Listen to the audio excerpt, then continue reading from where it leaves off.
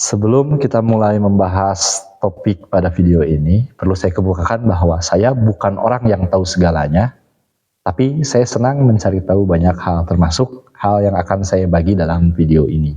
Karena saya bukan orang yang tahu segalanya, dan terutama karena saya orang, maka bila mana Anda melihat saya membuat kesalahan, membuat referensi yang tidak tepat, maka kolom komentar di bawah senantiasa tersedia dan terbuka untuk Anda tulisi.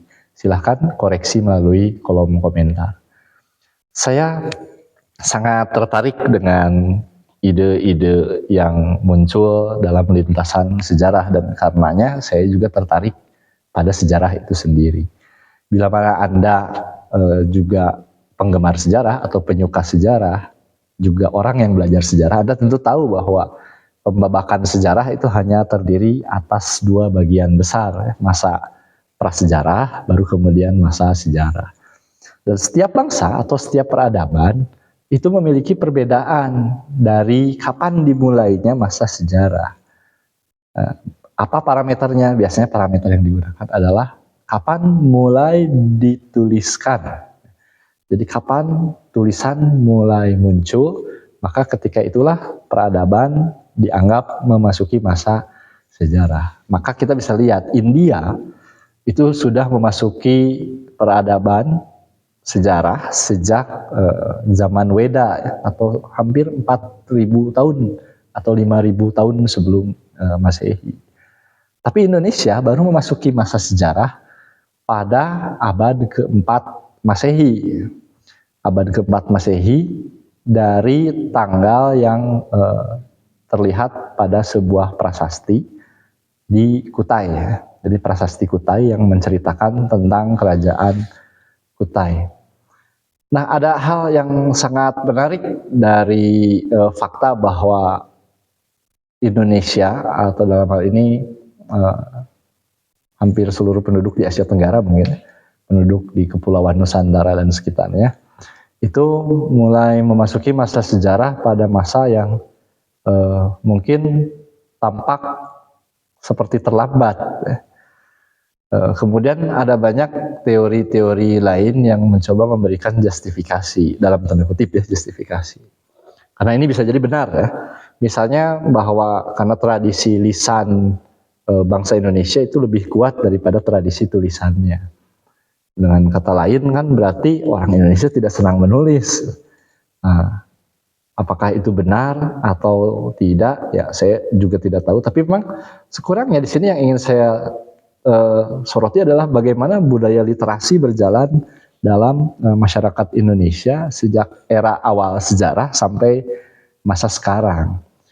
Beberapa waktu lalu, kalau Anda buka di internet, Anda mungkin pernah melihat berita tingkat literasi berbagai negara, dan kemudian ada sebuah lembaga yang mencoba memberikan peringkat ya, pada Indonesia, pada negara-negara di dunia, sebetulnya bukan hanya pada Indonesia. Dan Indonesia menduduki peringkat ke-55 ya. Dan 55 ini posisi yang tepat di bawah Botswana. Botswana ada di 54 gitu. Botswana itu sebuah negara di Afrika yang bahkan kalau beberapa orang teman saya di sini baru dengar namanya dari saya ketika saya bercerita tentang masalah literasi ini. Apakah separah itu misalnya literasi Indonesia? Atau apakah ini ada kaitannya, nah ini yang menarik, apakah ini ada kaitannya dengan juga telatnya bangsa Indonesia memasuki masa sejarah? Nah, kita bisa lihat atau mungkin sekurangnya melihat, mengamati apa yang dituliskan di masa lalu dan apa yang dituliskan oleh orang-orang di masa sekarang ini. Dewasa ini media paling banyak digunakan oleh orang Indonesia adalah media sosial. Dan kita bisa lihat apa saja yang dituliskan oleh orang-orang di media sosial. Misalnya salah satu topik yang sering dibahas adalah persoalan flexing. Flexing ini jadi posting-posting yang tujuannya katanya ya, hanya untuk pamer-pamer harta atau pamer-pamer kebanggaan-kebanggaan semu yang tidak jelas. Misalnya mau makan, difoto lalu diposting, lunch, nah, captionnya seperti itu, dan kemudian ada foto makanannya. Kemudian juga misalnya ada orang baru beli mobil, mobil ini bisa jadi hanya sekelas mobil SUV biasa, sampai dengan mobil yang kelasnya mobil-mobil supercar, tergantung level mana orang yang membeli mobilnya itu sanggup, dan kemudian itu diposting, dijadikan konten misalnya di internet, lalu ya intinya itu flexing ya, itu yang disebut flexing, pamer-pamer harta. Nah, yang menarik adalah kalau kita lihat prasasti Kutai, itu ada teori yang ini bukan teori ya, lebih ke sebenarnya candaan. Dengan melihat isi prasasti Kutai sendiri, katanya prasasti ini adalah bukti bahwa flexing itu sudah dilakukan sejak dulu, walaupun dalam bentuk prasasti. Jadi begini ya, prasasti Kutai itu bercerita tentang sedekah dari Raja Mulawarman kepada para pandita Hindu. Jadi Raja Mulawarman itu menyedekahkan 20.000 ekor sapi gitu kepada para Brahmana. Kemudian ada prasasti lain yang menceritakan tentang Aswameda. Jadi Aswameda ini adalah kegiatan melepas sapi di alam terbuka, kemudian sapinya itu akan berjalan ke berbagai arah, dan tempat di mana sapi itu berhenti, nanti itulah batas kerajaannya, itu Aswameda. Dan upacara Aswameda dari kerajaan Kutai ini juga dipotret dalam prasasti. Jadi banyaknya sapi yang disedekahkan, kemudian luasnya wilayah, itulah yang diceritakan dalam prasasti Kutai. Nah ini apakah misalnya sedekah sapi yang sampai puluhan ribu jumlahnya itu juga bisa disebut flexing? Jangan-jangan iya misalnya. Jadi ternyata budaya flexing itu sudah ada dari dulu dan tetap dipertahankan oleh orang-orang Indonesia sampai era ini. Tapi itu hanya candaan yang mungkin ada nilai kebenaran di situ. Gitu. Jangan-jangan betul bahwa secara literasi kita itu hanya bergonta-ganti aksara, misalnya dari aksara Palawa, kemudian ke aksara Devanagari, ya, baru kemudian ke aksara Arab Pegon sampai mengenal aksara Latin. Tapi misalnya isi dari produk literasinya tidak jauh berbeda, hanya itu aja, misalnya flexing itu. Lalu apakah itu juga berpengaruh pada peradaban kita sebagai satu bangsa?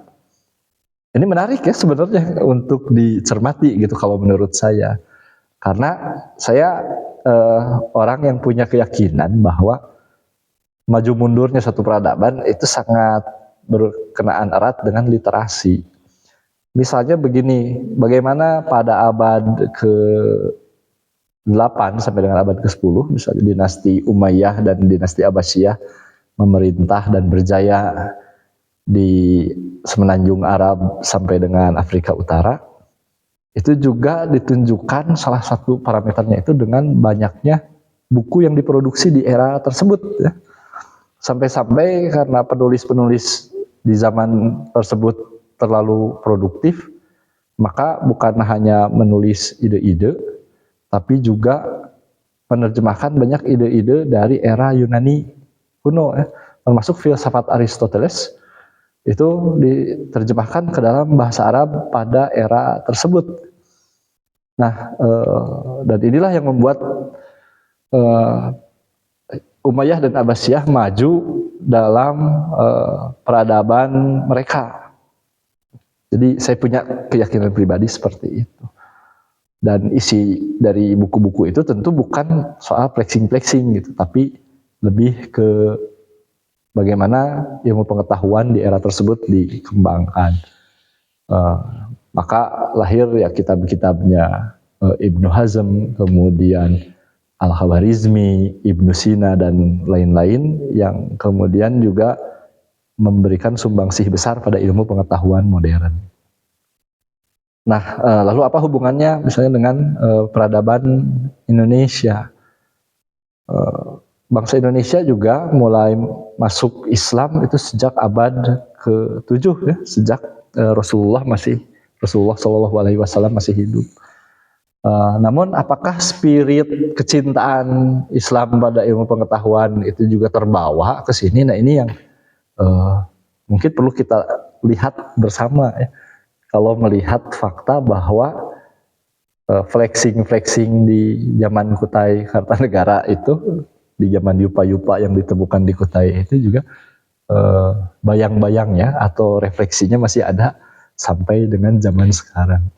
Tapi saya nggak tahu ya, ini hanya pemikiran sesaat dan sekilas. Jika Anda punya pendapat soal ini juga silahkan tuliskan pendapat Anda di kolom komentar di bawah. Termasuk juga kalau ada ketidaksetujuan pada cara pandang saya bahwa peradaban dan literasi itu berbanding lurus. Makin maju literasi maka makin maju pula peradaban. Kalau Anda tidak setuju ya silahkan komentari di bawah.